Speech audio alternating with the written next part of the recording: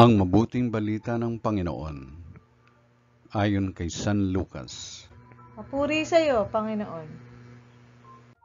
Minsan na nagtuturo si Jesus, naroon din ang mga Pariseo at mga tagapagturo ng kautusan na mula sa mga bayan ng Galilea at Judea at sa Jerusalem. At sumasa kanya ang kapangyarihan ng Panginoon upang magpagaling ng mga may sakit. May dumating na ilang tao, dala ang isang paralitikong nasa higaan. Nagpipilit silang makapasok sa bahay upang mailagay sa harapan ni Jesus ang may sakit. Subalit wala silang maraanan dahil sa dami ng tao.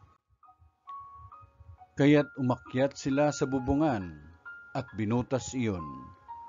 Saka inihugos sa harapan ni Jesus ang paralitikong nasa higaan. Nang makita ni Jesus kung gaano kalaki ang kanilang pananalig, sinabi niya sa paralitiko, "Kaibigan, pinatatawad ka na sa iyong mga kasalanan."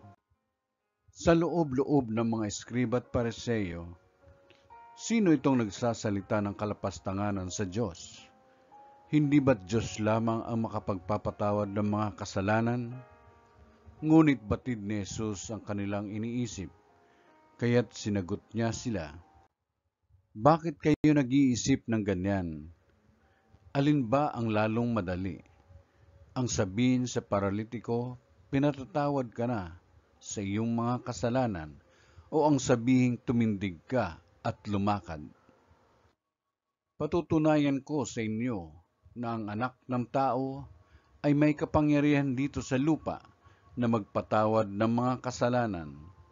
At sinabi niya sa paralitiko, "Iniuutos ko, tumindig ka, dalhin mo ang iyong higaan at umuwi ka."